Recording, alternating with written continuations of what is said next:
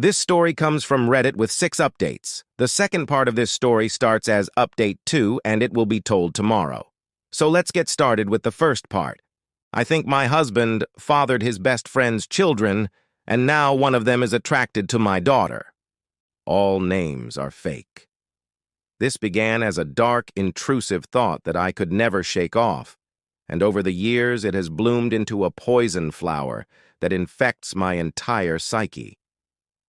I'm a 42-year-old woman. My husband, Luke, is 43, and so is Amy. I met Luke in college, but he's known Amy since they were about 7. They did everything together and understood each other implicitly.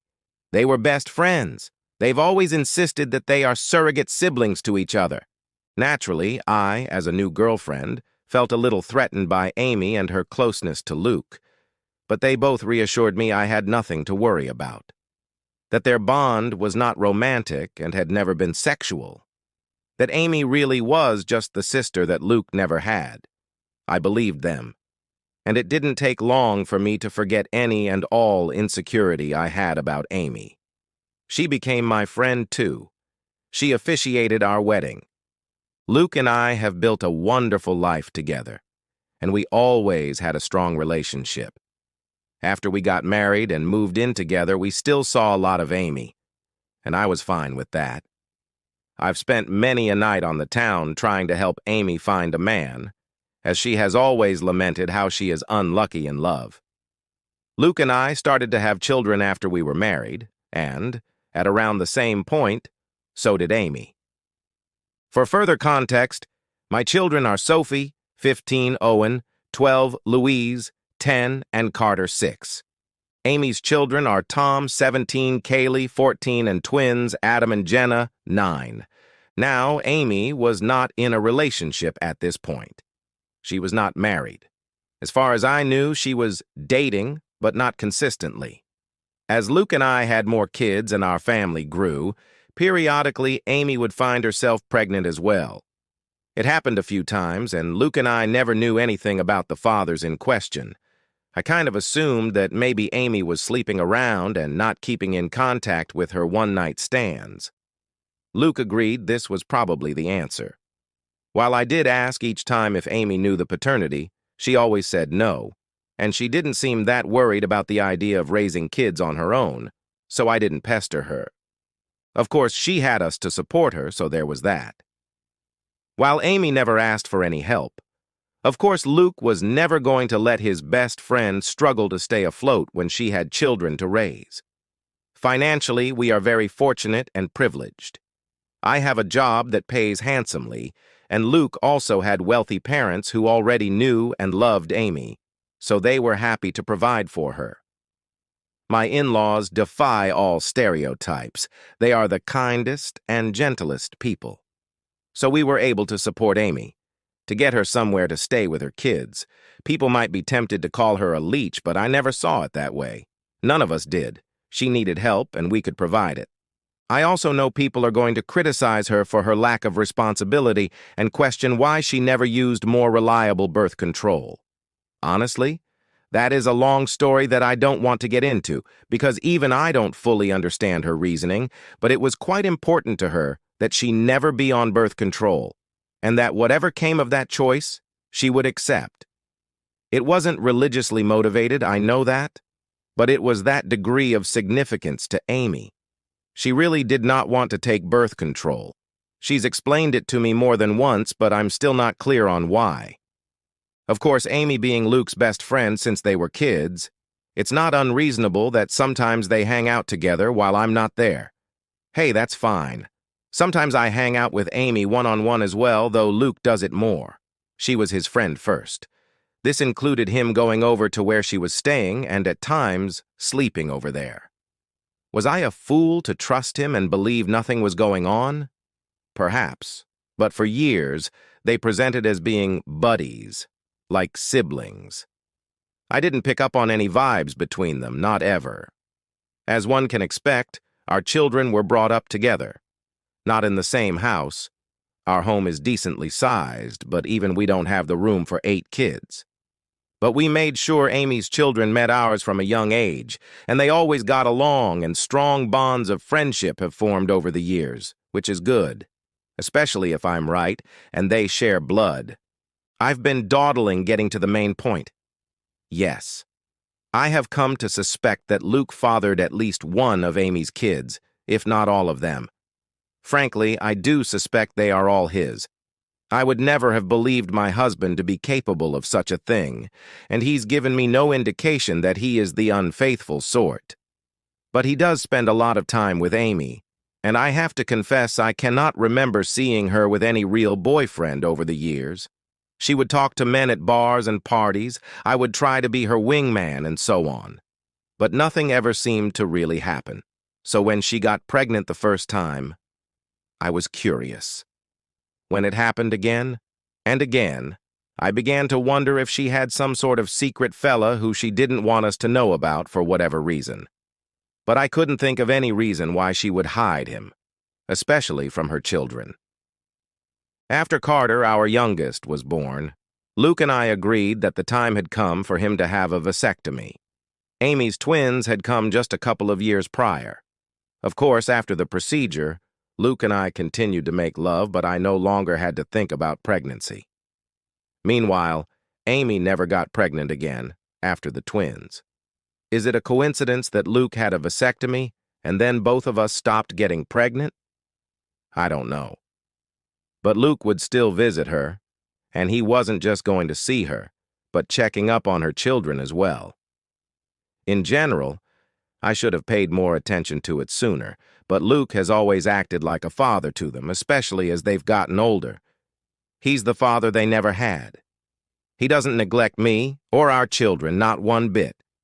He's doing double duty. On its own, the idea that he is a surrogate father to Amy's fatherless children isn't inherently suspicious. One could call it noble, but it combines with a lot of other little things. There is appearance as well. I won't go into specifics of hair color, eye color, or unique physical traits, because I'd rather limit the identifying factors of the people involved and keep this whole thing as vague as possible. But suffice it to say, Amy's children, they certainly look like they could be Luke's. Kaylee has a very unusual allergy that Luke also has. The twins look very much like him, Adam in particular. The older Tom has gotten, the more of Luke I can see in his face and personality.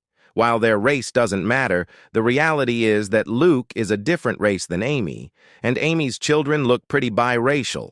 I could easily believe their father is the same race as Luke. Doesn't mean Luke has to be the father, but it sure seems like it. I have never voiced my anxieties to either Amy or Luke. I don't want to be the bad guy, and, guilty or innocent, I already know they would flatly deny my accusations and be hurt by them. Imagine if that drama reached the ears of my kids, or Amy's kids. Either way, Luke continues to spend time with Amy and her children, just as her children spend time with mine. I have hinted to Luke that I feel needy for more attention and wish he wouldn't give as much to Amy. But he either missed my cues or pretended that he missed them. I don't want to push this idea that he's favoring her because it's not even really true. He's never neglected me for her. I can't shake the feeling that Luke and Amy have been intimate before, likely numerous times. So far as I know, Amy never really wanted to be a mother either. She wasn't opposed to it, and when each of her children came into the world, she instantly fell in love with them. But motherhood was never really a major part of her life plan or identity. In the grand scheme of things, when we would talk about the future, she would sometimes mention a husband and children, but it never seemed like something she had her heart particularly set on. So, I don't think this is a case of Luke just giving Amy children. I doubt that was the motive for the infidelity. That would have been a side effect. I've been letting this go and turning a blind eye for years. It was a dark thought in the back of my mind after Kaylee's allergy was discovered, but I dismissed it. Got worse after the twins were born. I dismissed it. Then, when Amy stopped having babies, I wanted to feel reassured by that. But Luke had gotten a vasectomy, so if anything, that made my anxiety worse. There have been nights that I wish the twins were younger, that they had come along after Luke's procedure.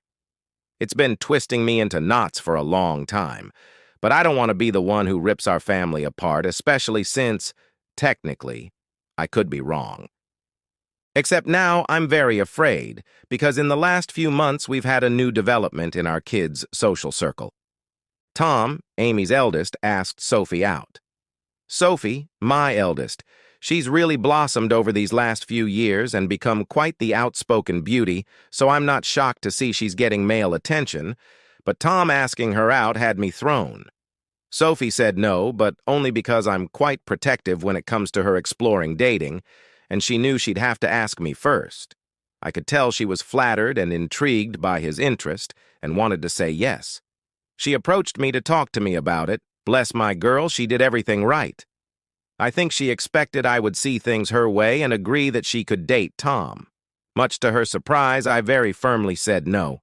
That caused a bit of conflict. She didn't even want to date him that badly. She just couldn't understand why she wasn't allowed to.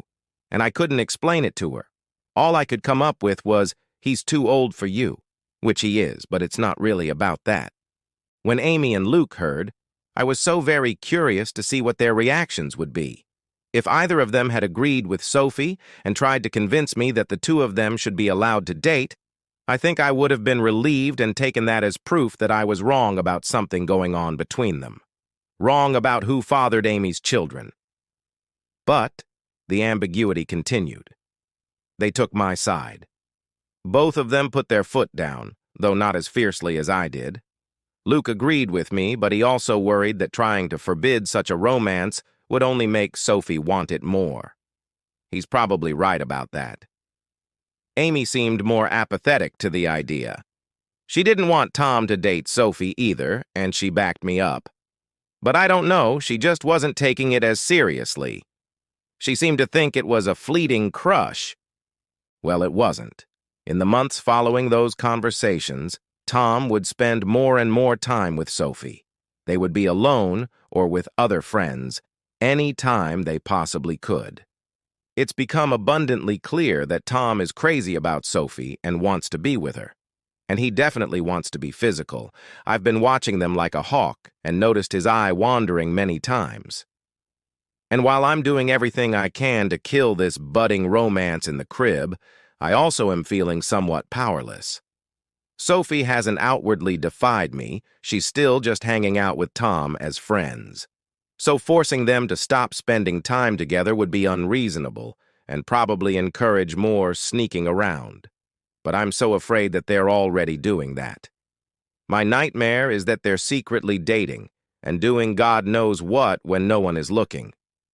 I've observed Tom being rather handsy with Sophie, and she presents no objection whatsoever. And I just don't know what to say. I had considered trying to convince Sophie that Tom is like her brother. But if she doesn't see him that way, I don't really have the power to rewrite their emotional dynamic or the history of their friendship. I always saw Amy and her children as being like family. But my kids might see Amy's kids more as best friends. The problem is, of course, that if my husband has indeed been carrying on an affair over the years, and I'm right about the paternity of Amy's children, then Tom and Sophie cannot be anything more than friends under any circumstances. End of discussion. It can never happen. I feel powerless to stop it, though. Luke has apparently talked to Tom about this, as has Amy, but he is unrelenting and he won't give up on Sophie. I think she enjoys that attention and devotion. Tom has also confronted me and asked why I'm so against this when I know him very well and I know he would be good to Sophie. I didn't know what to say other than to fall back on her being too young for him. But that won't work forever. If, God forbid, they're still attracted to each other in a few years, then they'll pursue this with abandon, and once they're legal adults, there's nothing I can do about it. Amy and Luke agree with me that Tom cannot date Sophie, but that's all they've really done. They feel just as powerless as me to prevent teen love. It genuinely feels sometimes like they've just given up and will bury their heads in the sand about this. Just do nothing and hope the feelings pass as Tom and Sophie get older. Which, yeah, they're in high school. It's unlikely Tom will be in love with Sophie forever. But my fear is that she'll let him do something intimate with her before that time comes, something neither of them can take back. I am this close to opening a door I cannot close, this close to screaming at Luke that all this wouldn't be happening if he hadn't cheated on me these many years. If he hadn't been all but raising a second family with his surrogate sister behind my back. Now Luke's son wants to screw our daughter, his actual sister, because as far as he knows, she's just his childhood friend, and it's all Luke and Amy's fault for what they've done. If I speak up, everything gets blown to hell. On the off chance that I am wrong, I'm a horrible monster who accused the love of my life and one of my closest friends of doing something horrible. If I'm right, it still tears our entire structure apart.